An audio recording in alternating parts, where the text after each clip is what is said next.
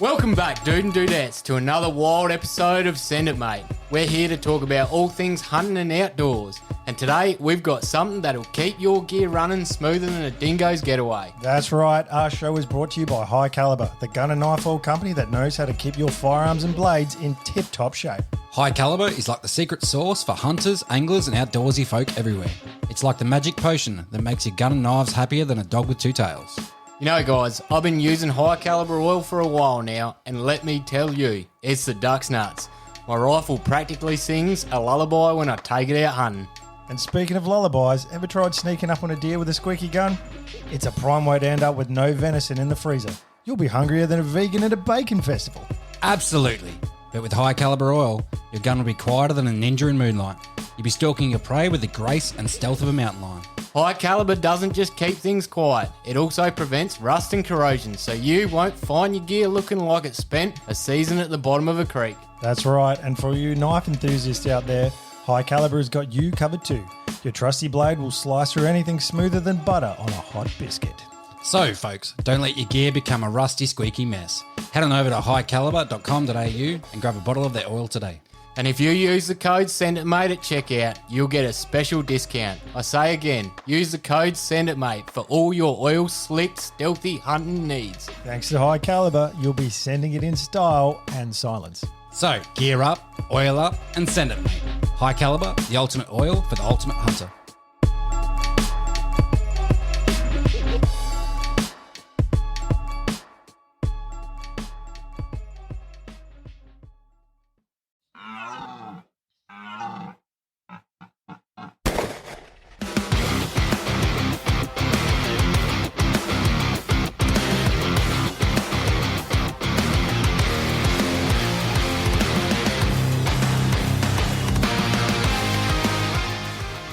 G'day legends, welcome to another episode of Send It Mate Podcast. I'm Caleb, and this week we've got a special compilation episode for you. Some of the good bits from the season so far. All you good hunters out there will know it's the rut at the moment, nearly sort of halfway through the rut, and the boys and I are pretty friggin' tied up with getting out and about, plus a few mad things going on in our own lives, but we decided we'd still keep the episodes rolling out to you guys to enjoy. So we hope this week you enjoy some of our best bits of the season so far.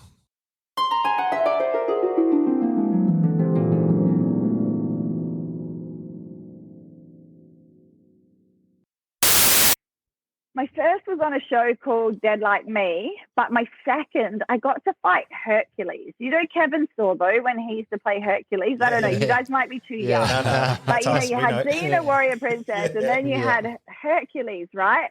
And I'd watched Hercules as a kid, and suddenly he was on a show called Andromeda. Oh, yeah. And he had to fight this red-headed girl who was my height, so they just popped a wig on me, and suddenly I'm there, and I'm like, I'm fighting Hercules. It was like in this like little tight corset and leather outfit, and I felt very, very cool. It was a good day. Bloody hell. What sort of mishaps sort of happen on the set when you're being a stunt woman? What? Sorry? Like mishaps or any sort of, I guess, mistakes or injuries or... Yeah, well, I mean, definitely that day. Like, I'd never really been around these things, and I had, like, this little corset top on, and I had to do this big spinny move, and I was just like, we were doing the rehearsal, you know, all the lights were on, they were checking to see what the moves are going to be for lighting. I do this spin, and I'm like, pah, and both boobs fall out.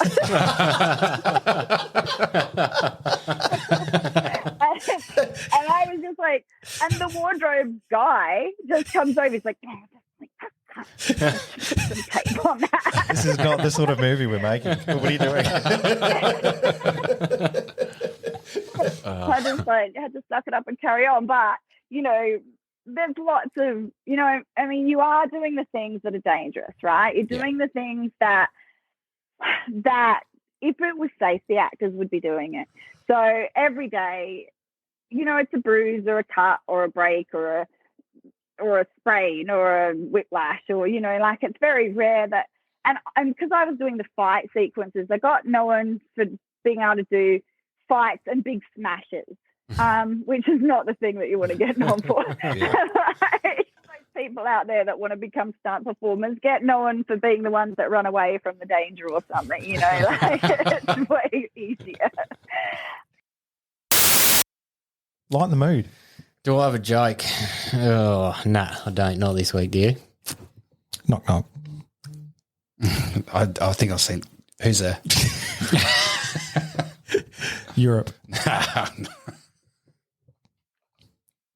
He started. He can finish it. Fucking do it. Knock, knock. What is this, a fucking Mexican standoff? No, because I feel like it's entrapment again. Just do it. Who's there? Europe. Europe. That's not very nice, Josh. Oh, that's terrible. I've got to follow Knock, up. knock. I've got to follow up. Knock, knock. Who's there? I eat mop. Oh, I ate my poo. We saw the same video, Caleb. With that fucking fat TikTok bitch. Oh, dear. Throughout the high country, there's some like nicely graded ones. Then there's the fucking full drive only gnarly ones, which vary from quite pleasant to rutted out muddy pieces of shit.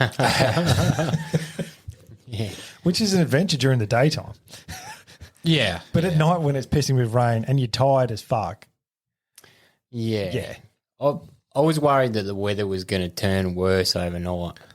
Yes, Actually. I was sitting there going, man, this place can dump down like a fair amount of rain within like a couple of hours. Like, fuck getting caught in that. True. So I think that was the argument that kept us going, was it could get real gnarly if it pisses with rain all night. And on the map, it was only like this far until we got out. As the crow flies. Yeah, it was fucking just easy. It was like 3 centimeters. No dramas. We'll be out in no time. You zoom out. So we ploughed on through the darkness. I feel like there was another one of those descents where there was some 45-degree angles down hills sliding around. And then we got to a section, fucking, what was the road? Watts Creek. Watts Creek track. Watts Creek track. Yeah, that was Which, it done us in. yeah, It did. it did. Well, it hit us pretty quick because you were cruising up, and then there was a section there where you could tell you'd struggle with traction, so you gave it a bit Yeah. to get up that hill, and then you had one of those whoop things you always have in the high country. So that and after that whoop, you had to turn slight left to go up the next rise. Hang on, explain a whoop quick. The whoop's just like those fucking mounds that stop. I'm guessing it stopped the tracks washing out, and obviously to give a car some sort of safety net. False sense of security. Yeah, false sense of security. But they're either nice or they're like Sharp as fuck, and you just end up hitting your bloody Seesawing it, man. Yes. But what undone you, which is lucky it undone you because we got further, we would have been fucked. Yeah, well, true. You went over the whoop, took a slight left, and then there was another rise again for probably like 5 meters or so. Yeah. And to get over another whoop. And I think that slowing down for the corner and the clay and the rain was just what undone you. You sort of got your front wheels up and over that whoop, and then your car sort of twisted a bit, lost traction, lost momentum. Yeah. And Braked. yeah, we braked and we started sliding backwards and then out across off the track. We braked, and then so I've got my foot hard on the brake. I'm like, fuck. And then you're just like, winch time. All right. And Josh has gone to get out of the car. I'll put the handbrake up. And then we started sliding backwards. And you said to Josh, fucking get in. And Josh has shut the door behind him. And then we're just blindly sliding back in the darkness. I didn't know what was behind. Towards the bushes. We weren't sliding along the track either. We were sort of staying off the track. Yeah. That's when I got hairy. That's what worried me, because it was dark, obviously, at this stage. And then getting out of the car and looking behind us, yeah, there was bushes and things, but I couldn't see too many tall trees beyond that. So it had the perception of it was dropping off. Oh, it definitely was dropping off. Yeah. But yeah. I can't forget Caleb's face as I looked at him as we started sliding. He's just like, oh, fuck.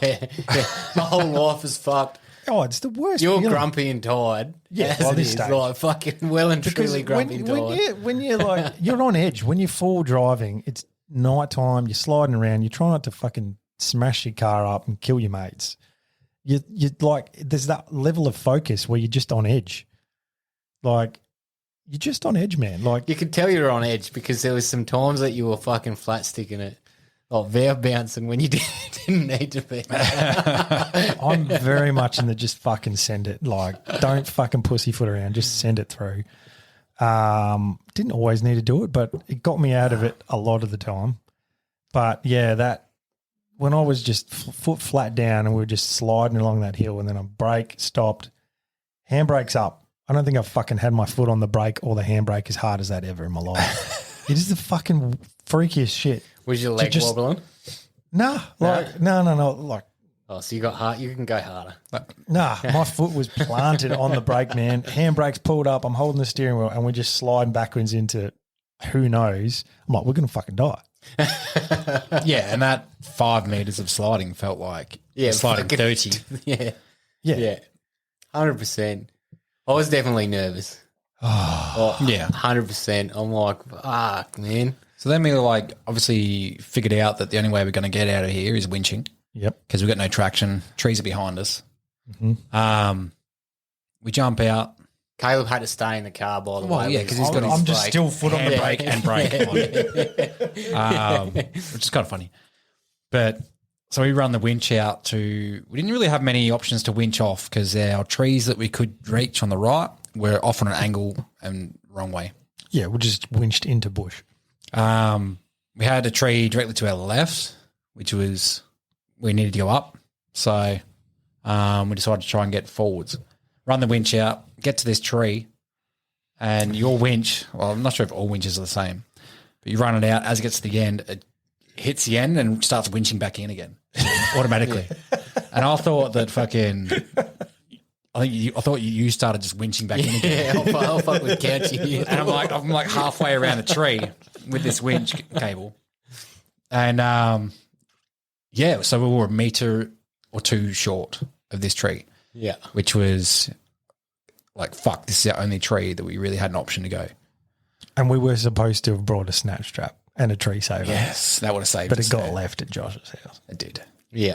Good work, Josh. But in hindsight, we didn't remind him. Every second day. That's what happened. It was actually a good thing we didn't go up because the further up this track, the steeper, more rutted out and muddy. Just shittier it would have got. You would have bottomed out, man. You would have been sitting on your bash plates and we would have been filling it with rocks to try and get height. But I had a look at it because I'm like, we could probably try and, this is before we knew what was uphill. I just knew that 300 or 400 meters up the hill, it leveled out. But, so I'm like, fuck, we could probably try and get Caleb to just try and creep up that rut or whatever that was where he slid down, just gaining a meter so we can hook on and winch up. And then just before I think I committed to you doing that in my head, I'm like, I better check to see what we can winch off next. Because if we get up here and there's nothing to winch off, that's a pretty bad way to go down. So I had a look. We could have got a second winch out of it, but a third was nothing. Yeah. We had nothing to winch off. Nah. So for like 50, 60 metres. Well, yeah. Surely it was like. It's probably 100 metres of hill where. It was 50 of nothing. Yeah. Yeah. I think to get up there, if you had to winch it, you'd have to have like a 100-metre winch. Yeah. Yeah. Yeah, or just something else to attach to. That's the thing. So if we did get up on that first winch, right, and he bottomed out, because surely he would have bottomed out in the ruts, and the ruts would have been the safest place for the car. So outside the ruts, he would have just slid into the ruts anyway. We could have really filled it with rock, which would have been quite labour intensive and taken a long time, and then winched. I can't remember many rocks being around. Traction. We would find it, sticks, rocks, whatever. Just to like get his belly off of the rut or his bash plates off the rut. It's good in theory, but to continue the story, we just at the end of the day decided it's dark. End of the night, yeah. It's night time. It's like fucking 11 o'clock at night by this time. Let's just call it. So we attached the winch to a tree. Yeah, it was off to an angle of the right, but I'm like, it's going to hold us. Just hold us there. And we'll just fucking wait till morning and then we'll work out our next plan of attack because everything looks weird, different in the dark. And yes, it's streaming with rain. It's like a fucking river flowing down this track. Your ruts were full of water. Yeah, it was running water. It was just getting slipperier by the second. So we thought we'll just leave it here for the night. So initially we're all going to just sleep in the car. We were. Because no one wanted to get out again. It's pissing with rain. No one wants to set up camp in the rain. And we got to climb to the top of this hill with packs on in the mud. I was anticipating if I climb that hill, I'm going ass up and just getting covered in mud. Yeah, exactly. So I'm like, fuck this, sleep in the car. Well, switch off. All right, let's nestle in. Chuck the wheels up, attached to a tree with the winch, and then we sat there, and then the first creak. 30 seconds later. The first bit of movement, Josh is like, did we just move? Are we rolling backwards? Look, there was like that noise, and I initially thought it was you doing your little drum thing tap that you do. And you were sort of, when I piped up, I thought then you were messing with me. And sort of like, yeah, I'll keep doing it. I think that would have been funny. Thinking now, that would have been hilarious to do. Yeah. But right then, yeah, I didn't even cross my mind to fuck with you because I was just like, what the fuck were you in? No, you were both pretty like content on hunkering in. And I'm hearing these noises and I'm like, nah, look, I've heard of winches failing before. I don't really trust your winch overly that much. And I'm like, all right, nah, should we get out? Yeah, I mean, you made a fair point in that I wouldn't want to just plough backwards into the abyss in the dark, in the rain, if the winch did fail. And if we were asleep at the time. And asleep. Yeah. And then take us out of the car. There's nearly 300 kgs. Kilos less for the winch to have to hold and take our packs out. There's probably nearly another 100 kilos. Yeah. So it's almost half a ton less. But what did me in was the fact that I could not put up with a whole night of you just moving. Did we just move? Did we move? We wouldn't sleep. Oh, no. We wouldn't have slept. Nah, no way, because I wouldn't have slept because I would have been constantly thinking about it, to be honest. Like, all right, we're going to be all right. And in my mind, I'm like, well, you know, if the car goes, who gives a fuck? Caleb can buy another car if we all go out and die. Shit, no worries. Well, you know, well, I can't replace either of you two. So I'm like, nah, let's go find somewhere to sleep and, you know, put out the hoochie. It's going to take an hour. It's going to suck because it's raining and we've got to walk up this bloody slick-as hill. But I'm like, well, you know what? We'll all be laying down. We're not going to be, like, crouched in this, you know, the seat of the car, and my back was killing me. It wasn't uncomfortable. For that 5 minutes we're there, it was pretty uncomfortable. Yeah. So I was like, no, let's get out and do it. You both finally said yeah. I think part of me I knew you were making the right choice. Yeah. And I'm like, but I cannot be fucked going up the hill. So I'm like, I just want to stay in here because I don't want to climb that. And then I'm like, if the winch did fail, something would happen because I'm lazy. There was a good, like, I reckon, minute of silence whilst you were contemplating. I was contemplating it. I knew Caleb was too because he wasn't saying anything either. I'm like, yeah. Fucking brooding at this point. Yeah. But yeah, so we ended up getting out of the vehicle and grabbing our packs out and whatever else we needed, and decided to make the ascent to the top of that little rise. Sucked. Oh, it was shit. It was impossible walking the track. It was that muddy and slippery. So we sort of like up off the track, holding onto bushes, pulling ourselves up the side of the track. Yeah. It's good fun though. Yeah. Getting wet. Yeah. There was definitely 2 points there where I'm like grabbing trees and I'm sort of like half bent over. So it's almost like a crawling position.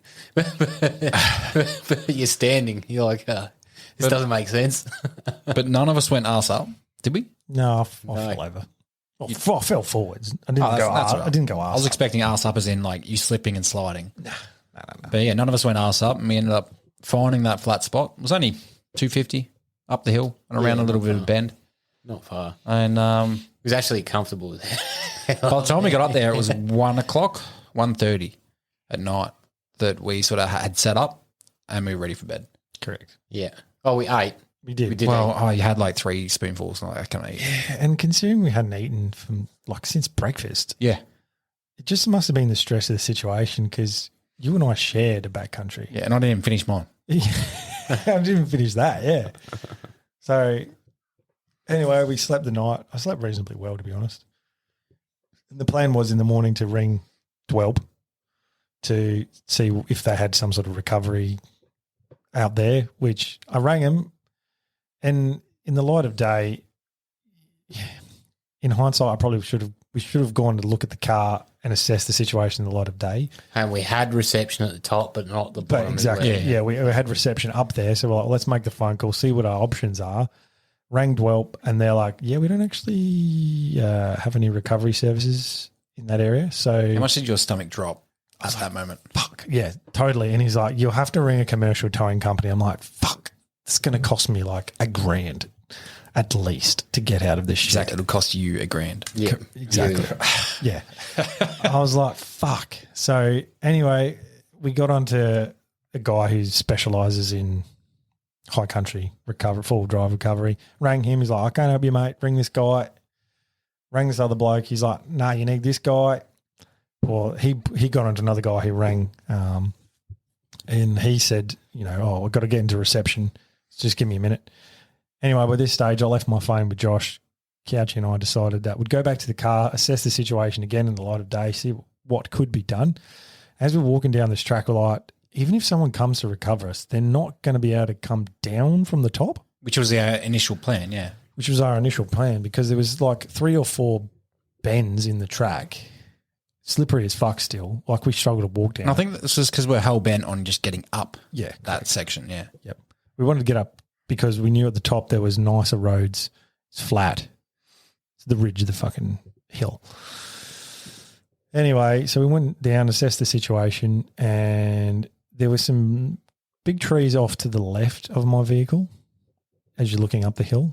And we figured out we could probably winch off of those and pull the car around and then go back down forwards, because I didn't really like the idea of reversing down the hill. And there was no way I could get my car to reverse down anyway, because I was sort of off to the side in the bushes. You'd be brake sliding down. Oh, you're too far off the track. Yeah. Too far off the track, yeah. This was suggested the night before as well, but that was right before we ended up deciding to just winch up for the night. But, yeah, we thought we'd probably be better off trying to tackle it during the day. But, yeah, the only tree that I knew of was like, 100 degrees to our left. So it was a bit pulling backwards as well. Yep. So we decided we'd probably be able to get out ourselves, go back up to the top of the hill to speak to Josh. He's going, this guy's going to ring back in a second when he's got reception. I spoke to him when he rang back. I said, look, mate, cheers. Like, glad you can come out and help us, but I reckon what we'll do is we'll give it a crack ourselves, and then if you hear back from us, then we're going to need your help, man, but we'll give it a crack ourselves. And he's like, yep, no worries, happy to do that. At the time, I was sort of like, fucking where would this guy be? Like, how far away? Surely, if it's gone from 3 different guys and they know our location, it would be someone reasonably close. He was like 4 hours away. Nah, not that long. Nah. And that was 4 hours by the map, yeah, not accounting for the tracks. Yeah. When I looked his number up afterwards and found out where he was. No, because it was he was already out on a job an hour away, he said. Well, his mate said to me when he called. Oh, back did he? the first okay. time. We didn't know But that. either way, his base is 4 hours from where we were. 3-4 hours from where we were. Yeah. So just. But if you're making $800 a recovery and doing 3 in a day, I'd drop 4 hours. Well, is that the price? Hey? We didn't. Was that the price? I don't know. We didn't get to the point. I'm of presuming establishing- it'd wouldn't at be least cheap. be $800 maybe. Minimum. Yeah. It wouldn't be cheap. And can you imagine if he comes, tries, can't do it, has to call others in? You're paying for him and others. Yeah. That would add up quick. I reckon they'd know what they're doing. I reckon they'd smash it up and down there. I reckon they've got the gear, they've got the vehicles that are tricked out. I reckon they'd do it. Probably running like 35s on, 4 or 5 inch lift or something. Oh, easy. With lockers, all the turf winches and everything. I reckon they've got it all in the car, 100%. I mean, all night long, I was just thinking, fuck, if only we bought that extra snatch strap. We would just That's why fucking you're fuming. gradually winch Fucking up this Josh. whole fucking hill. Like, I don't care how long it takes. Probably have to do 6 different winch Of course points. you didn't care how long it takes. You were in the car. Anyway, we ended up winching the car sideways to be able to go down the hill forwards, and we discovered there was actually a wimp track off to the side as well. But that wimp track didn't help us. It was got to the point where we got to anyway. It didn't, exactly. So turned the car around, went down forward. which we have a video of, and I'm like, I just want to stay in the ruts because I don't want to fucking slide off to the left. So I'm trying to stay in the ruts on the right. Just straight away, I just started sliding. Straight away, like immediately. As soon as I got down over that berm, I'm like, I'm helpless here. You're in free fall. I'm helpless. I'm just sliding. So were you on the brakes then? You would have been. No, not initially. I think in the video you at the start when you started to slide, you hit the brakes. Which I was using compression to start with. Do you know what actually happened? I stalled halfway down. Because I was sort of like not giving it enough, and I was just trying to use compression, and it stalled, and that's when I put the brakes on, and then that's why I stopped. Halfway down, and then I start again, and then I just started sliding off to the left into the bank. At which point there was like real soft mud down the bottom, like just on the top of one of those whoops or berms or whatever the fuck you want to call them. A whoop. So then when I got to that real soft mud, as I could hear the back of my car scraping along the bank, I'm just like power on, and then that's when I got out. Yeah, that was just a tow bar getting hung up. Probably should take that off, actually. No, there's a dent. There's a dent in my rear quarter panel. It's a fresh dent. Not from the ground. From that bank on the left side, that's what it... that could have been a rock on the way down one of those other tracks. I don't care. Like, it's a fucking four-wheel drive. It's meant to get dings in it. You're meaning on a panel, the rear panel. Yeah. Which I think was from the bank. Yeah, your tow bar was getting hung up quite a few times. I'm like, fucking... Was it? We need to get taken off. Through our travels? Yeah.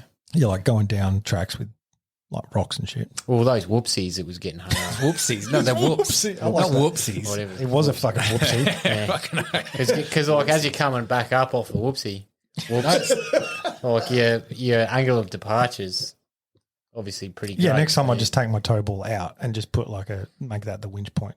Yeah, just keep your bar. You have the ring in there. Keep your bar in there. Is that action? Keep your tow bar. You know the pin.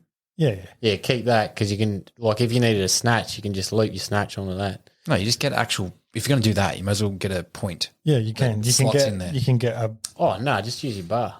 No. What? Why a fucking point? Why the fuck would you bend the fucking thing that's got a screw in and out? I've used it heaps of times for snatching. It's fine. Nah, you'll bend it and then you won't be able to get the cunt out. Nah. You can buy and snatch themselves, make one. Yeah, it's a sleeve with a ring on. It's like it's a like soft shackle. No. I'm talking like it's a shaft with a fucking just use loop your on pin. the end of it, and you just put it through where your tow ball would normally go, and just put your pin there. If you're not towing, you may as well chuck it on the start of the trip. Yeah, fucking ready to go. Not that we had anyone to winch you out with. Then you got overhang anyway, which you're trying that far out. You're trying to cut down that overhang as much as possible. So anyway, hang up. Doesn't matter. Anyway, we got out. Yeah, how good that felt. So good. Yeah, just from a fucking hip pocket point of view. Once you got traction back again after that slide, that was good. I was cheering. I nearly barred up. I'm fucking not even kidding you. I was that excited to just not have to fork out a lot of money to have someone recover me. Because it wasn't actually that bad. If we had a second vehicle, yeah, we're doing fine. Like all these things, do it in convoy, maybe. But that's more than one car. The one lesson I think we learned was, I think we should have known this already, but to not leave a site at 4 p.m., 5 p.m. to try and look for another place. And don't four-wheel drive through the high country in the dark and the wet. I'm going to put my smug face on now and be like, don't leave deer to find deer. Yeah, but after that, I was like, boys, I think we should call it like it's dark, it's wet. I suppose if we stayed there longer, you might have actually shot a doe. Maybe.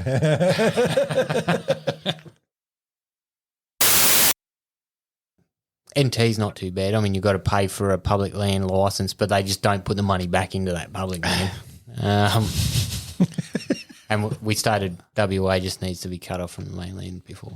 Yeah, I agree. Maybe we can use the money of a national, conservation fund to just cut WA off. I don't think WA needs to go. I think you just need to chop out Perth. No, that's where we can put our trench. Oh, fuck. You stole my thunder. That's where we can put our canal. Yes, what's this trench? Your canal. As a scientist, I need to know. You haven't heard about the canal? Maybe. Go on. Oh, God. This is another half hour. Don't start him down. Are we turning Australia into another island?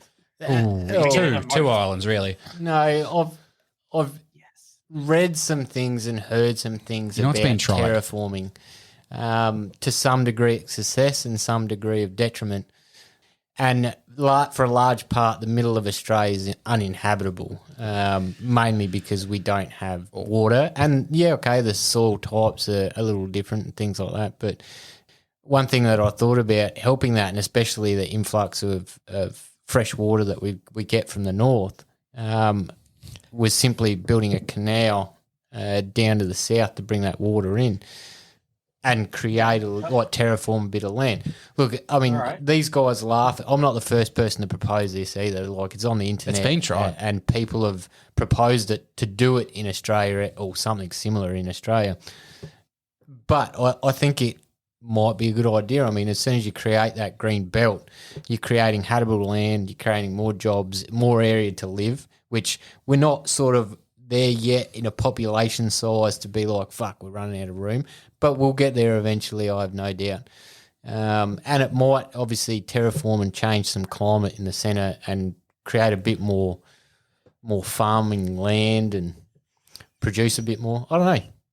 I mean, Caleb's in hysterics with this. But like, yeah, so well, how no? Well, how okay, no? So you want to green Australia, right? And like you said, you want to change the soil types and all that. You know, that would mean maybe losing the thorny devil. That's the cool lizard. Why do you want to kill the thorny devil? He can live in WA. Okay, yeah. All right, so we've transferred that over. Look, we can do this. It's not going to work, but like nothing the government does works anyway. So if you build a big trench, fill it with seawater, like you let it build it below sea level, fill it in, that would create at least a brackish region, which then open up the possibility for fresh water to allow a new forest region to come in and arable land.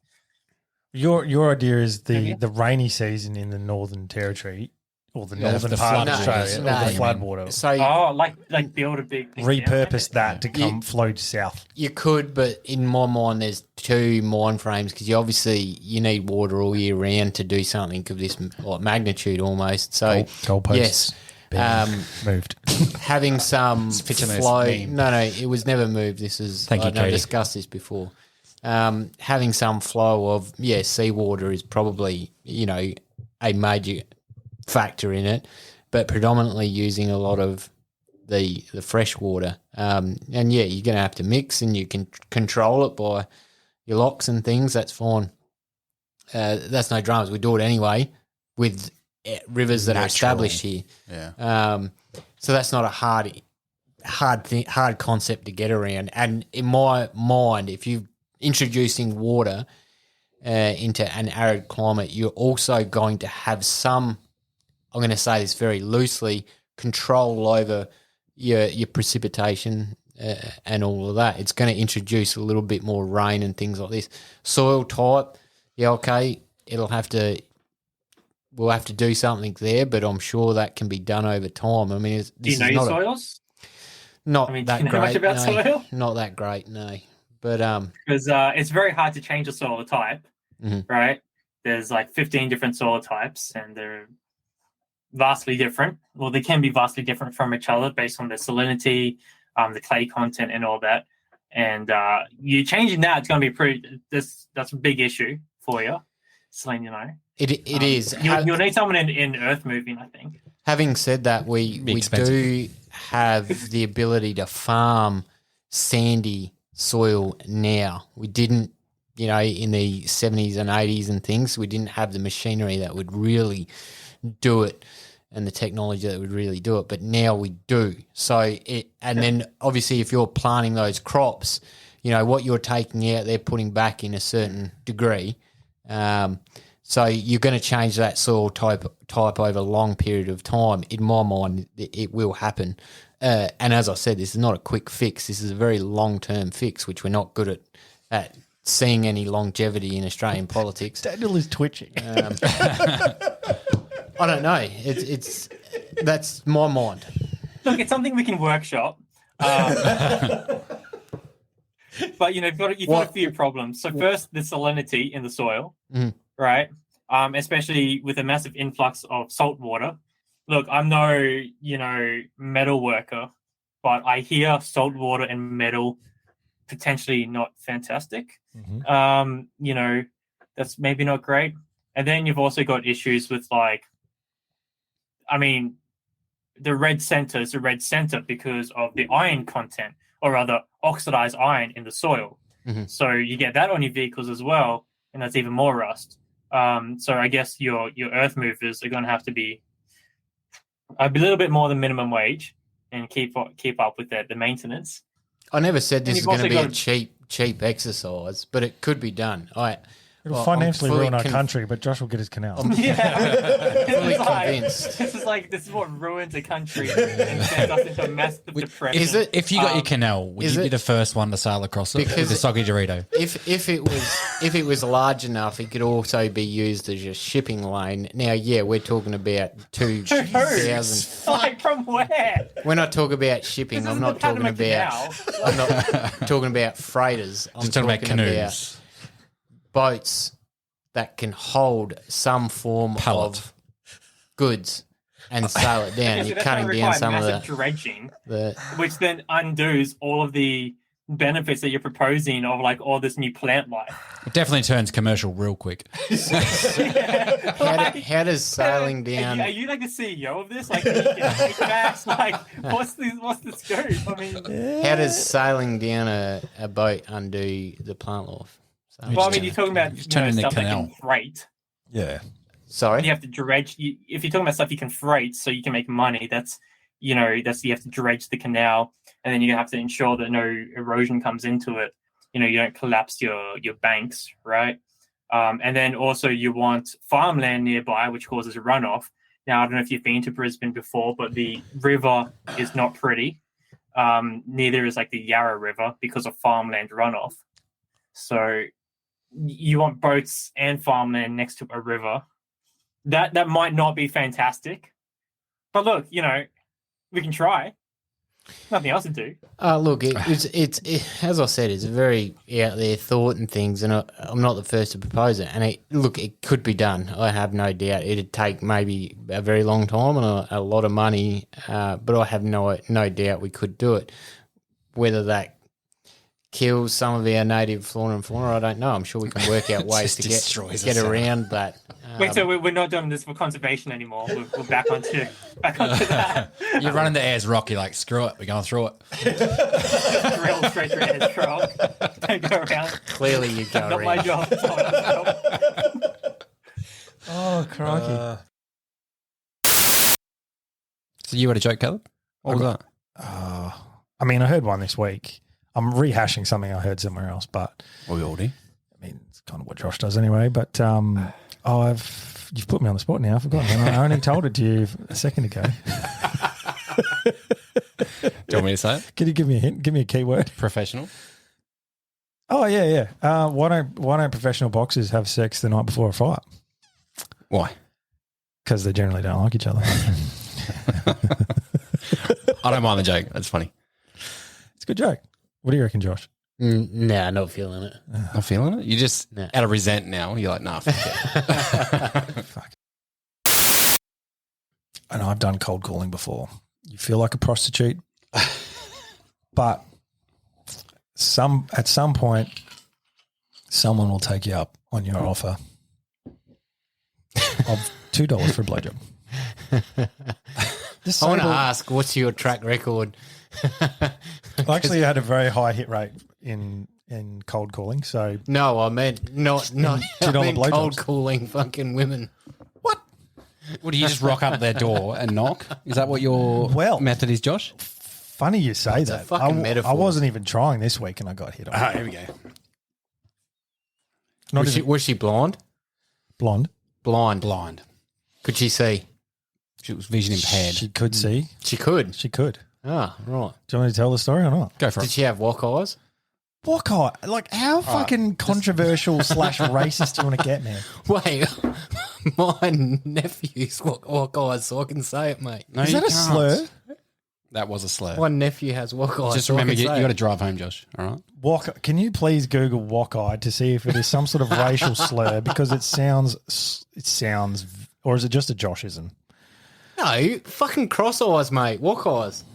Lock eyes. Yep. Oh my God, you two fucking live in the fucking 18th century. What does walk-eyed mean? Having eyes that look in opposite directions from each other. Oh, it's cross. Okay. Yeah, walk eyes. All right, I was just checking because... Oh, wait. Is walk eyes out and cross eyes in? So they just can't focus on one point. The one eye's going this way. You know, and when you one's fucking- talk to someone and they look at like they're looking at someone else, but really they're looking at you. Like Yeah. when you talk to someone who's autistic. What? They might just have walk eyes. Like man. when They you're don't having have to be on the when you're having a spectrum. conversation with Ryan, he's like nervously looking at the ceiling over there, and he can't keep eye contact with you. He's got a little bit of Tourette's as well, man. I've seen it too. Let's just throw him under the bus. No, he does. Like, no, I love Ryan. He's a good fella. Like, but he's got like a nervous little twitch? sort of Is that what you're trying to twitchy say? or something that he does with his face. I've noticed it heaps, He man. has a twitch. He denies it, but he has a twitch. He does. He does. I've never noticed it. Yeah, you'll see it now. Yeah, probably. As soon as you raise it, Josh never noticed till I pointed it out to him. Yeah. He was like, "Fuck yeah!" Yeah. You know what I want to see now though is you telling the story. So Sorry, I was just getting over walk-eyed because No, I was very nervous. The sphincter was doing these ones because I thought it was some sort of racial slur. no, I'm not racist, it's mate. now derogatory. But yeah, But thank you. I'm just double Thank checking you. for editing purposes, just in case, Josh. Oh, I thought you weren't editing. Nah, This it is gonna be shouldn't I'm raw. not editing, so I doesn't still don't matter. have to, and people get to hear the behind the scenes of deliberation. walk-off. But anyway, back to my story. So I did a job. Oh God! I see now. I can't use any sort of fucking term that sounds be careful. with your mildly words. sexual. Anyway, I rang up a young woman to. Oh God! Fucking hell, mate. I had to go to a lady's house to do a job, some work around the house. Fuck, this still sounds terrible. But so I rang her up the night before, organised to go there the next morning, went, did the job, and as I was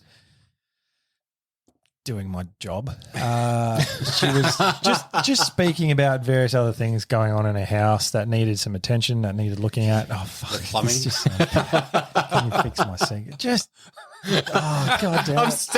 stuck in the dryer. Help. Keep going.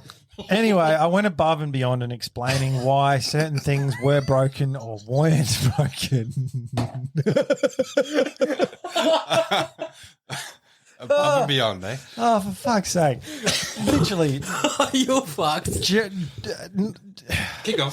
blanket disclaimer, no innuendo intended here. I did the work that was required at the house, plus I looked at a few extra things that weren't on the job sheet, which she just inquired offhand about. And anyway, as this occurred, there's a bit of banter back and forth, certainly no flirting or anything. Oh, fuck off. But obviously, I captivated her attention to some degree with my charisma, we'll say. But maybe just the fact that I was nice and I was happy to explain things and not just be a grumpy cunt. Wait, were you wearing shorts that day? I was wearing shorts. Maybe it's because your calves. The quads were out. The calves were out. Calves are out. The guns were out. Are they your guns? Not those Your ones. calves classed as your guns? They should be. They're the cannons. Anyway, but it was a pleasant transaction.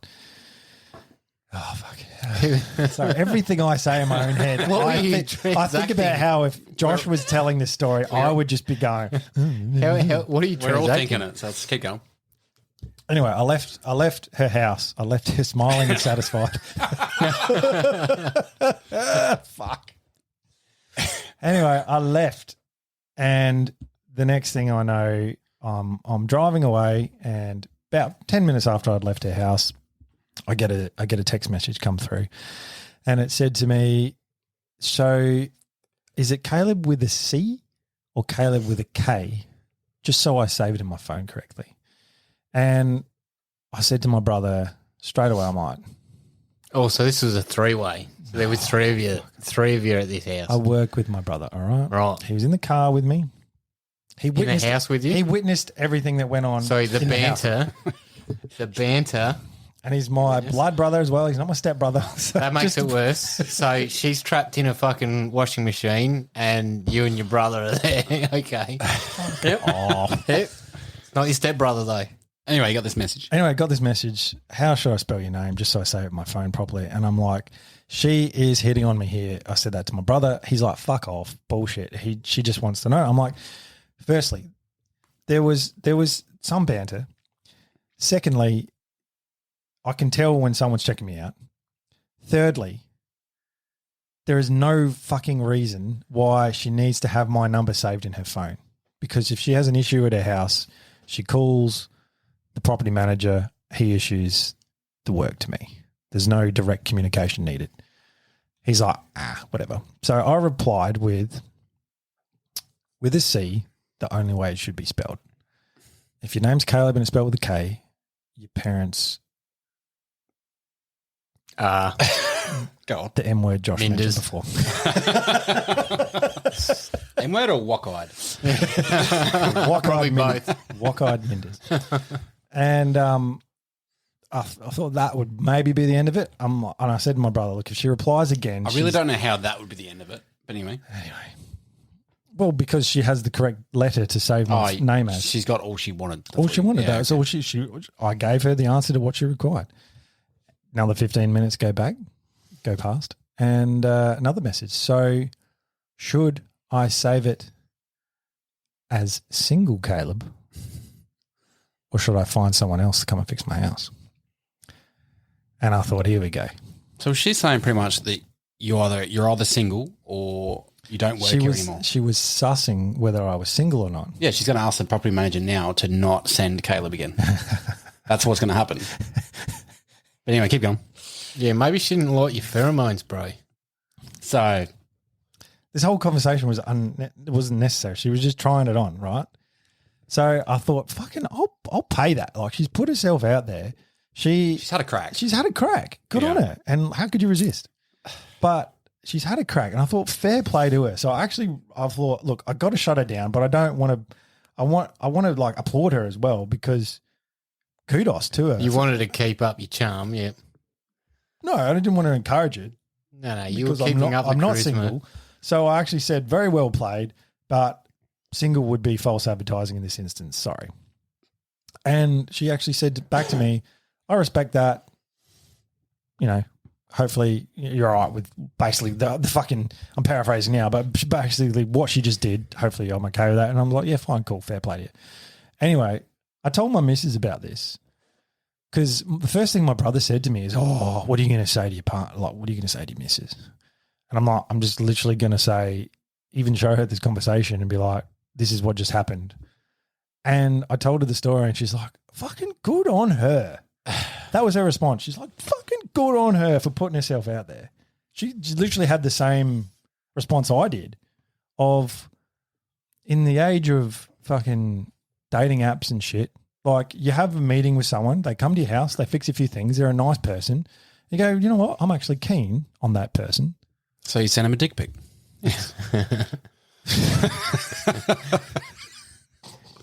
Well, sounds of it didn't need a picture. He was there in person, mate.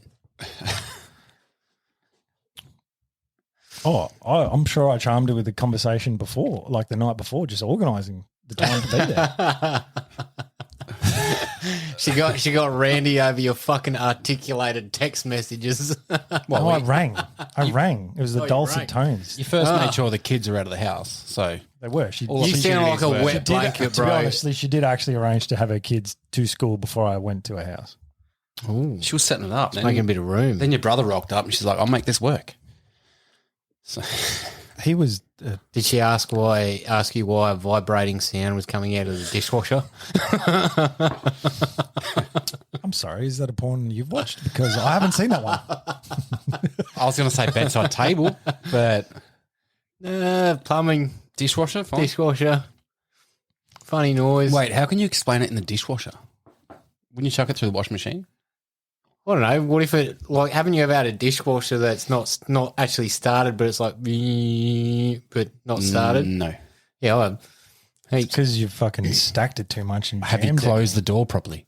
I don't fill the dishwasher, mate. You wouldn't know how to press the buttons? Oh, here we go. It's not up to me. You're saying it's not a man's job?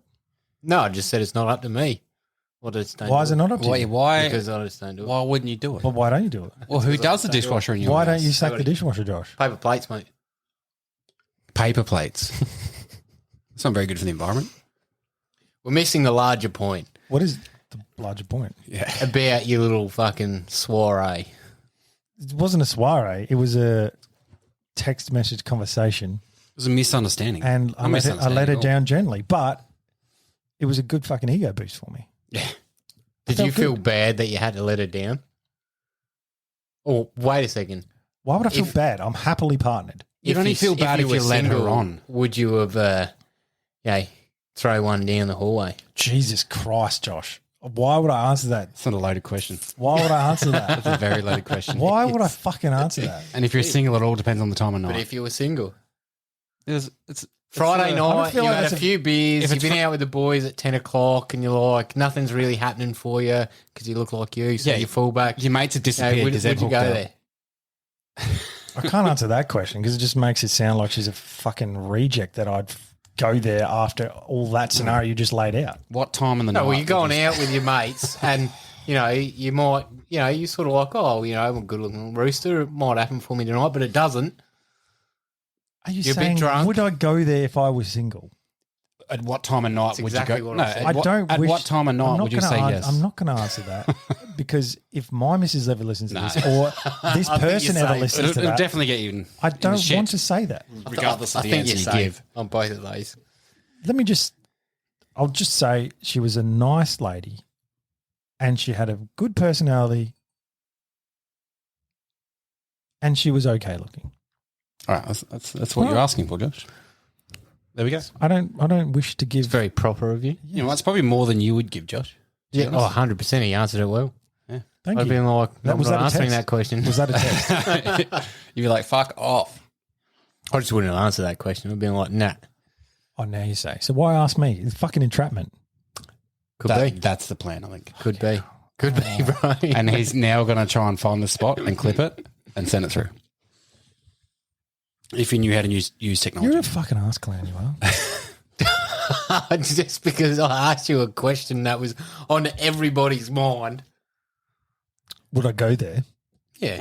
You can't say this. Why did you have to pose a scenario? Why did you have You to gotta- say, on an end of the night with the boys and you've had a few?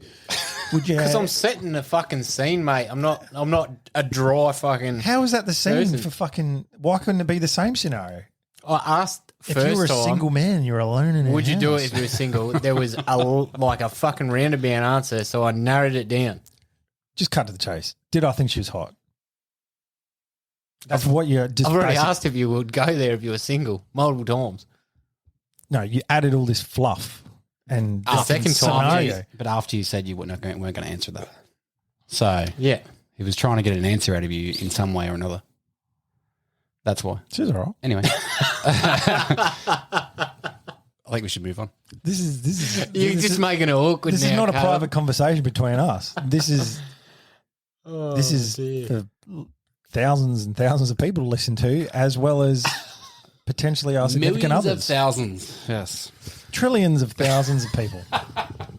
No, you answered it well, man. Thank you. Yes. You answered it well. I would have just said, nah. So, 270s.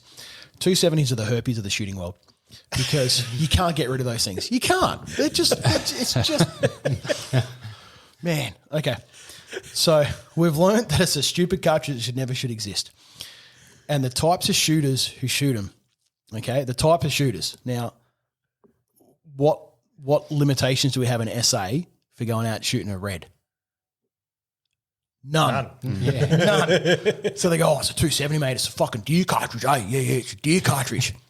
No, it's the minimum fucking cartridge for shooting two species of deer in a different state. So if you turn around and go, I've just got my motorbike license and I've got my fulls, I can go up to 1,000cc, Suzuki Gixxer or, CBR 1000 or whatever it is. And you go, mate, I got a 250. It's a learner's bike, mate. It's a learner's bike. A 270 is the minimum. Why the fuck would you stick with a bloody minimum? Like, what's the point in it? It's an overbore, undersized cartridge. The amount of gas it produces for the velocity and everything you gain is ridiculous. There's no fucking projectile choice at all. The twist rate is fucked. There's nothing. Like, the proportions of the cartridge is stupid. There is nothing well designed about that case. There is nothing. And I will fight anyone in a ring who says otherwise. I've had multiple customers come in. I had this one customer this is what started me on this train. He goes, I want to build this cartridge. I want to build this gun. I want a 270. You ever shot a cartridge? Pretty big, mate. You ever shot a gun as big as a 270 before? Fuck, it's pretty big, eh? I'm like, yeah, man. I've shot bigger than a 270. Anyway, so being ex-military, like I was 50 DMG qualified on turrets, full auto M2s, and ground mount as well. So yeah, I've shot big things. I also qualified in the M40s with the Lumi flares. So yeah, the Wombat guns are great fun. So they sound just like the movie. Yeah. Great. So this guy comes in, he goes, I want to build a 270. I'm like, fuck, whatever, man. So bad. And this is when I came up with that 60-30-10 rule. And this guy was like 99 and 0 rule. Like that extra 10%, like that extra 1% was negotiating with me. So he's gone out and this was a local guy, and he actually shot at Para. And he's come in, so I've rebarreled this gun. And he's like, oh yeah, I'm gonna go and get this gun shooting really, really good. Oh, it's gonna be awesome. Now, 270s aren't accurate. I don't care what anyone says, because if it was an accurate cartridge, F-class would be shooting them. And no one shoots it in 270 because they're horse shit. So this guy's gone, build me this 270. So he's gone away, and about, would have been almost a year later, he's come back in the shop and he goes, mate, he came back in a couple of times for a few other guns, and he's come back in and he's like, mate, the 270 was pretty good, man. So what I've got, he's brought out all these papers. He had this fucking folder. He should have brought a photocopy machine in. He had so many of these things. He's brought these test targets, and these big manila ones. He's brought those in. He's like, oh, this is my Samba Hunting Highland cartridge, because it's the 140 grainers, and it's this point, and it's a little bit faster projectile, and I've got this and I've got that. And this is my winter load. So when the weather's a bit different, I've changed the powder up, and I got the data in this one, and this is my winter load. And this is my target. Look how accurate this one is. And I was able to play with it, that I could single load, and I could get that thing, and I was touching these clover holes. And he's like, it's really accurate. And he's gone through. He's carried on for like 5 minutes like this. And he started laying them out. There's a counter this size. And he's just started laying out all these targets. And I'm like, cool. Like, happy days, man. Like, what? So how many deer have you shot this thing? He goes, oh, no, I had to get all the load developed. So I shot the barrel out. I need another barrel. And I said, you know that the load's going to change just a little bit, like nothing major. We use the same reamer. We can use the same contour. He goes, oh, no. Well, I want to get a little bit lighter. I want a slightly lighter contour, and I want it a little bit shorter. And I want to shoot these projectiles and everything else. And I've been reading on the internet. And I'm like, oh, dear Lord. As soon as people say they've read on the internet, like, oh, man. Yeah. So he wanted to change the throat depth to like, I don't know, some stupid fucking number or whatever it was, because he wasn't able to see these projectiles out far enough, or we'd have other things. So he's gone and rebarreled, like I've rebarreled this gun. And he's come back about 6 months after that, and he's had a whole pile of test targets and stuff like that. And he's come back and he's like, yep, I'm pretty much ready to go. I'm gonna plan this deer hunt. I'm gonna get it all done. And some choice words were basically said by me, and I've never seen that guy again. But man, he shot out a barrel and a half. And it was like the 99 and 0 on that. 1% was me arguing with him about like, just go and like, dude. Just shoot, yeah. And every time I've had a 270 shooter in, there's a certain demographic of people who shoot them. Take that any way you will. Old? Certain, they could be old. They could from a certain, demographic or whatever it might be. And I do tend to find they're fairly much as their first centerfire gun, and they're all fucking going to be a deer hunter. And it's like, can you name me the 6 species of deer?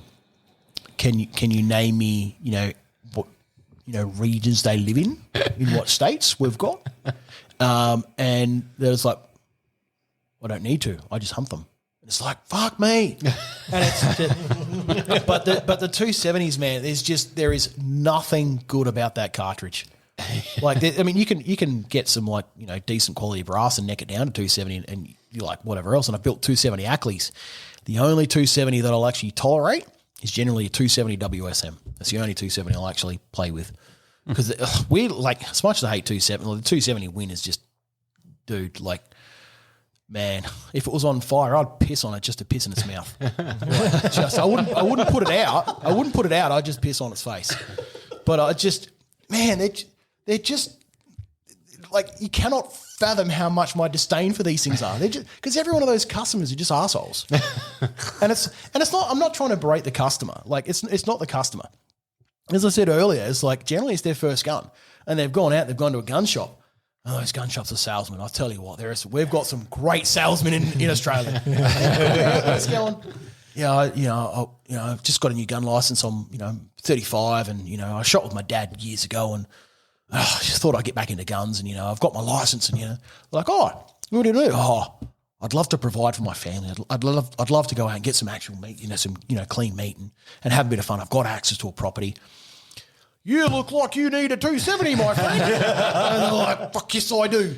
And it's just this never-ending cycle of these things, and it's just hard, man.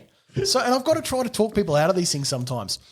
And yeah, we had a customer who put a 308 down a 270. We've had people who have tried to put 270s down 3006s, and we've just had every other combination in the middle. But it's just something about 270 that when you do it, I swear you lose IQ points. There's no other explanation for it. It's like brain cell loss. Yeah, they get behind a 270 and just go, duh, I squeeze trigger, pull. I just don't get it. I don't understand. So, anyway, so I do 270s, but expect abuse from it. I kind of want to buy one now and just come in and be like, can you fix it? Oh, man. I'll work on them and fix them, but anyone who tries to rebarrel to one, I'll poke in a different direction, purely because the caliber twist rates, you get a 12 or a 14. The bullet weight is basically from 110 to 140. There's no high BC stuff. You can't shoot reliably like a decent MOA group past 300 metres. They buck like a son of a bitch. The amount of gas they put out, most cartridges put out about 5,000 PSI at the muzzle, plus or minus depending on barrel length. 270s on one day it's 8,000 and the next day it's 9,000. It's like they are like, if you've shot 270s, they're a boomy cartridge. They do have a lot of bang behind them. It's because when you start getting into long cases, they've got what's called a powder column. When the powder column packs up and then it's trying to navigate through the neck and everything else, it's the way they burn. They're just like super inefficient. It's like they're trying to be creative and they're just going, oh, we've got this 3006, let's just neck the bastard down. The 2506 is actually a half decent cartridge. They can actually zip those things out. There's pretty decent, there's not a lot of weight range, but there's a lot of calibers coming into it now. There's a lot more options coming out for them for 25 cals because a lot of target shooters are getting into quarter bores. So there used to be the Black Aces or the Blackjacks. Burgers are doing 134 grain hybrids. So there's going to be some hunting stuff with that. Hornady's announced theirs. 25 cal, so there's going to be a lot. Nosler's got some 110s, so there's a lot of options you're down to, I think it's 70-something grains, I think is about the lightest. So there's a lot of options within that sort of regions. And the twist rates can go anything from 7 to, I think, 14, depending on who you pick. So the local stuff we generally run, target shooters run 7 and 8s. Hunting stuff we generally run 10s, 10 twist. And the twist rate is defined by inches. So if you've got 10 inches, it's 1 twist. And if it's a 1 in 8, it's 1 twist in 8 inches. So a lot of people think it's 8 twists per or 10 twists per. It's backwards what people think. So when they say 1 in 10, you've got a 10 inch for a twist or an 8 inch. So when you get to like an 8 inch, it's actually a bit tighter. So then you start playing with pressures and all this other sort of weird stuff. But yeah, so the quarters I can understand, and the 30-6, even the 35 Whelan, like 35's cool. I've got a couple of 35 cals. Like they're pretty decent cartridge. But the 270 was an answer to a question that nobody ever asked. Like it was just... I'm a massive advocate for, you've probably picked it up already, but positivity and being optimistic. And anyone who falls into that category is someone who I admire and instantly connect with, because I just don't think that there's any value in being a sook. And I think that this sounds so dicky. I'm going to say it. You manifest reality. But like the way that the real, truth behind that is, if you want to be happy, be happy. Like, you can choose your life. You fabricate, you make your reality. And in so facto, you contribute to the reality of other people as well. And so if you want the world to be positive, if you want the world to be better, if you want humanity to kind of take leaps and strides and get better and smarter and wiser and, not feck up this planet, and you want to see us go to space, you want to see us colonize on the planet, whatever your dreams and aspirations are that are positive, just be positive. That's a massive part of it. Or for purely selfish reasons, just don't hate yourself. just be positive. So I like there's no one figure that I really resonate with and respect in that sphere. But that's certainly a part of it. Oh dear, who's got a joke for us today? Well, you do normally. Yeah, lead off. Oh, I got think we two all got jokes one. for you, but I'll start with the one. Go on then, hit us. Why was the guitar teacher arrested? I don't know. I feel like I could For fingering a minor. Oh, no, I couldn't. That's terrible. Dude, you're supposed to read that fingering A minor. That's what I said. No. Oh, God. Mate, I'm pretty sure everyone out there in radio land No, got the gist. you're still right? supposed to read it. No, fingering and minor, I'm sure they're going to get it, mate. Anne? Did you say Anne? I thought you did say A. Yeah, you fucked it. When you play the chord A minor, you don't say play a minor. You say I'm playing A minor. So you say the joke fingering A minor. All right, radio camp, Mum. Settle down. Yeah, mate, this is my life. This is actually our life with you. You nitpick on English like a fucking bull in a china shop. Yeah, but mate. you made a joke and fucked it up towards a musician. No, It was more of a 'cause musician than a... people aren't retarded, mate. They're going to get the joke. No, you fucked a musical joke to a musician. Nah, Yeah. people are going to get it. The only all right? people that are going to notice are musicians, so don't worry about They're it. going to get it. They're going to get it. Anyway, you had a second. People who don't know what A minor is are just going to be like, fingering a minor? How is that a joke? What's that got to do with guitar? The minor's like below 10. You've got to say fingering A minor. Nah, they're going to get the joke, mate. What age bracket does it make it a minor? Oh, dear. What's this?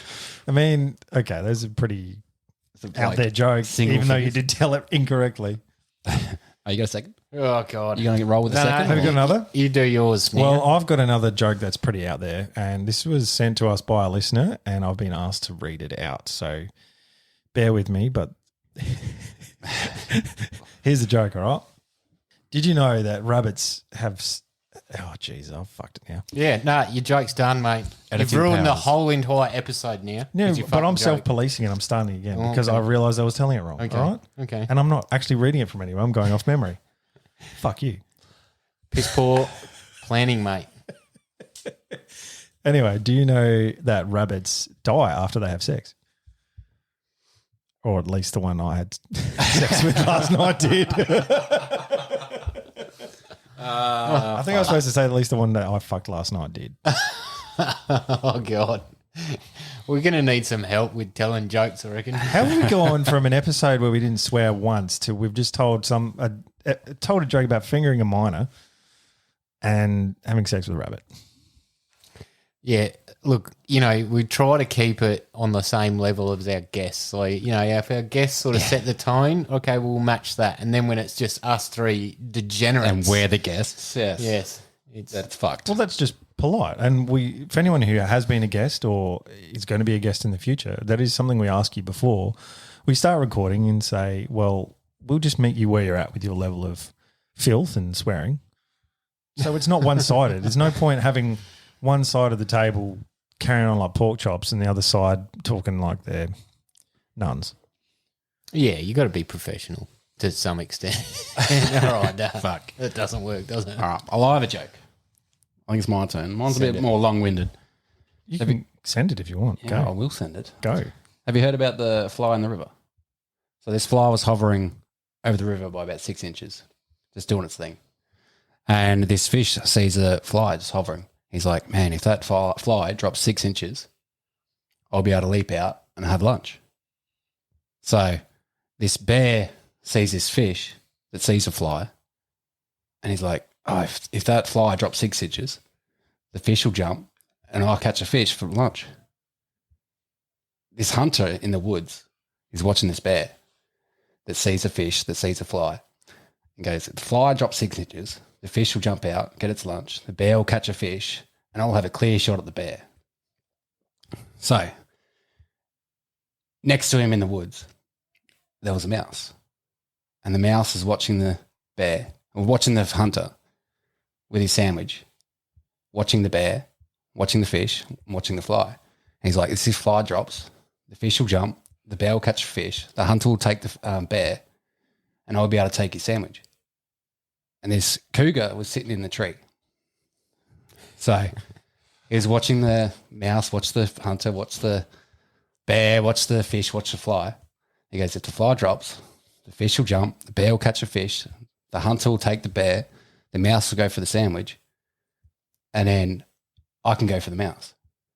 So as it did, the fly dropped, fish jumped, the bear caught the fish, the hunter took the shot, the mouse went for the sandwich, and the cougar jumped, stumbled, missed the mouse, rolled down the bank, straight into the water. So the moral of the story is, when a fly drops 6 inches, a pussy's bound to get wet. Oh, dear. That was terribly long-winded but awesome. It was, and I felt like I was losing you about the second animal, Josh. Nah, you sort of got to the mouse. I'm like, where the hell is this going? Yeah. Oh, shit. I heard a bit of a long-winded one this week, but I thought it was pretty good. Do you want to hear it? Go for it. It's joke time. So there's a busload of nuns travelling along, right? And unfortunately, the bus crashes off the side of the road and everyone dies. All the nuns die. They find themselves at the gates of heaven trying to get in. And St. Peter's there. He's sort of like, admitting them all in. And the first nun, Sister Mary, walks up to St. Peter and he says, look, it's all good. If you want to get in to heaven, I just got one question for you. Have you ever touched a penis? And she said, oh, well, I have touched a penis, but just with my pinky. And St. Peter goes to Sister Mary, oh, that's fine. Just step forward. There's some holy water here. Just dip your finger in the holy water, wash it off, and then you can go through the gates into heaven. So Sister Mary walks forward and she dips her finger in the holy water. And sure enough, the gates of heaven open and she walks in. Next up, Sister Anne walks forward. And St. Peter asks her the same question. Have you ever touched a penis? Sister Anne says, oh, I've held one in my hand before. And St. Peter says, that's fine. Just step forward, wash your hands in the holy water.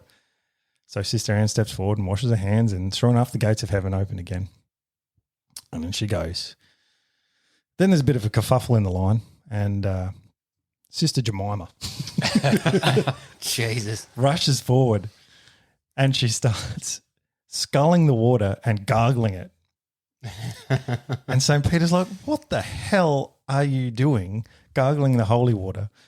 And Sister Jemima says, I just wanted to get in before Sister Rachel starts dunking her ass in it.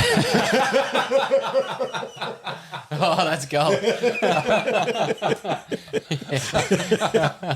That was a good one. I like it. That's a good joke. Oh, God. I got hung up on the names there. I should just not include names. But Jemima. Yeah, where were you going? Just make it up. 1800s? I was trying to make up names on the fly. I'm like, what are females' names? No. Anyway, Jemima. Who's the last Jemima that you know? All that comes to mind. play school. Play school. Yeah. Jemima. She's like the only person I think I've ever heard of with that name. Well, there you go. It's a good joke, though. It is. Very good. I like it. Yeah, I don't know the exact statistics, but it's weekly. There's gun incidences weekly within Adelaide, to my knowledge. Now that doesn't mean people get shot and killed, but it means that someone shot a gun somewhere. There's lots of gunshots that happen, New Year's, all that. Things go on, but like you say, they're really good at keeping that quiet. And that's good. I don't think that panic is necessarily a good thing either. Yeah. But going, maybe we should have recognised the fact that nationally we banned firearms before we had national registration, which means that there's hundreds of thousands of unregistered firearms that were missing. You created the black market, like the opportunity for it. 100% created the black market. Now there's, it's not people like me. I work at a gun shop. I have that much paperwork to sign to get where I want my ticket. They know everything about me. They know my blood type. They know everything. So I'm not the one committing offences, and I certainly won't be, because then I'll lose so much. It's the illegal firearms in the first place. It's people that aren't being accountable. It's how often do you get someone with a brand new car?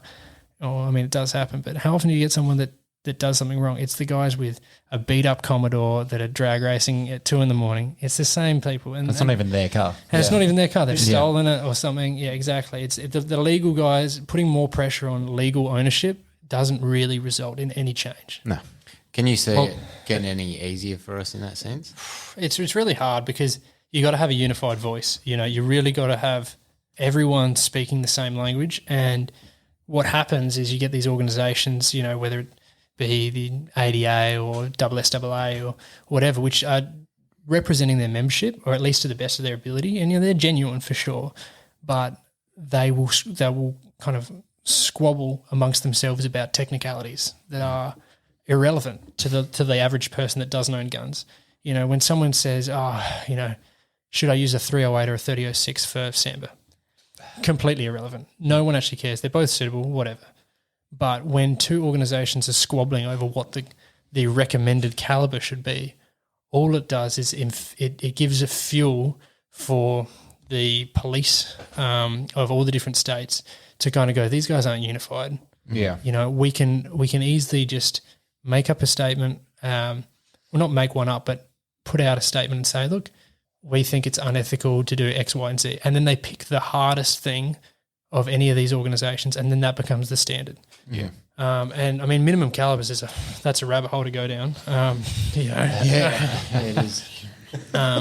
rather than going, you know, it'd be so easy because most of these guys know each other. The guys, the presidents of, you know, SSAA, IPSC, ADA, they all know each other. They've known each other for 20 years. How easy would it be to sit down in a room and go, look, guys, we can have these conversations privately. Mm-hmm. What we need to say is, you know, publicly, we go, it's not the caliber, it's shot placement. Mm-hmm. It's about being good at what you're doing it ethically. Yeah. And we as a organisation are more interested in encouraging ethical behaviour rather than a arbitrary limit on a caliber. Mm-hmm. And how easy would that be? And then all of a sudden it's a unified voice. Everyone has the same script to get behind. It's not made up. You know, we're not trying to lie because it's the truth. I mean, shot placement is by far the most important thing for hunting, period. It shows a good face for a non-hunter to see 100%. Hunters sort of worried about ethics rather than tools. Exactly. And I get that so much. Like I started at the gun shop and I said something to a customer offhand about 22s, and they said, you know, they wanted to go out fox hunting or whatever. And I said, you know, any of these are fine. And they're going, you know, I go, look, do you know how many roos have been shot by 22s? And then the boss looked at me and said, you got to be careful. You know, don't say something like that because it's illegal to shoot roos with 22s. Now, in South Australia, they will not give you a permit to hunt roos with a 22. I'll make that very clear. Okay? However, to ignore the fact that literally in the world, hunting a roo with a 22 long rifle is totally ethical with good shot placement. That is a fact. If you don't include that in your thought process, then really you're either being ignorant or you're being willfully ignorant, and neither one's really that great. So it's about going, look, I'm not advocating doing something illegal, certainly not. But recognizing reality is important, and going for a fox within 50 meters, a 22 is totally fine, provided you don't shoot it in the foot. You know what I mean? You know. 100%. But saying that, exactly right. You got to say that. You got to be unified. You got to have everyone speaking the same language. When SAPOL sends an email to, you know, SSAA and they go, "Hey, what do you guys think?" They come out with the same response as the ADA, as the Combined Firearms Council, as any organisation. They all have the same answer. And look, you don't have to have word for word. I think that would look a bit sus. Yeah. But at least the same emphasis. We put emphasis on our membership doing the ethical thing, taking all the factors into consideration, using an appropriate caliber, using it at an appropriate distance with appropriate optics. You know, that's a big part of it. And then making good shot placement and then being comfortable with that. That is what the answer should be from everyone. Who cares whether it's a 308 or a 3006 or a 243? All of those are going to kill a deer. Yeah. Yeah, I guess as hunters, that's the answer we arrive at through practically doing what we do. And you go, well, that does work, and it is all about shot placement, and the focus is on ethics. So it is frustrating when those groups represent a different not represent a different, but they're outputting a different answer forward to what we know is the truth or what is actually what goes on. Yeah, and you get these weird sort of things that come with that because there's all these whispers that happen, and then people that aren't shooters and aren't hunters, and they are two different groups for sure. I mean, they're pretty interchangeable in SA, but then you get what happens is where, and this has happened in the gun shop, we've had someone have a 30-06 and they've put down as their justification for sambar hunting, right? For sambar hunting in Victoria, no less. And it's been refused. And the justification on the permit for refusing it is the minimum caliber in South Australia for hunting of sambar is 308. So that makes no sense on like 4 different levels. Yeah. You know, not only is that a fundamental misunderstanding of what calibers are and what chamberings are, that's a complete misunderstanding of it because they're both 30 cal. Yeah. But there's no limit in SA on calibers. Whether SAPO wants to say that, and I'll say that to them face. I've called SAPO multiple times and said there is no limit on what caliber you can use to hunt deer in South Australia. Period. It does not exist. Now, there's an act that allows the Department of Environment and Water to put forward a recommendation through pestsmart.org as to what should be used. That's not a legal requirement. No. You know, deer in South Australia are classified as a pest. You can, in theory, use whatever you want as long as you're following what's actually in the act. You know, you've got to be humane, et cetera, et cetera, et cetera. There's a whole bunch of stuff. Yeah. Yep.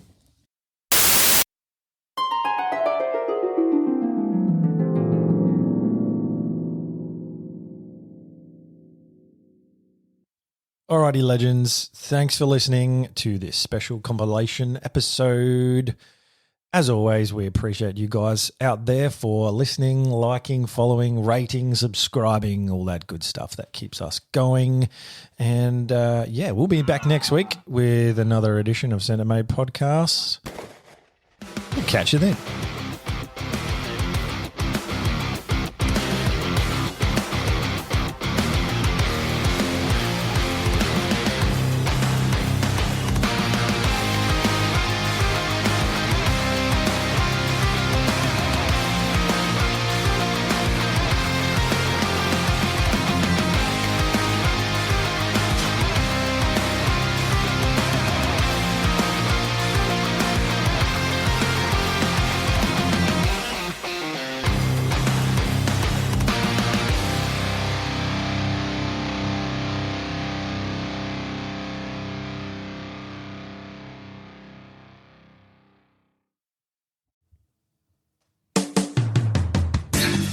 G'day, dude and dudettes. Josh here.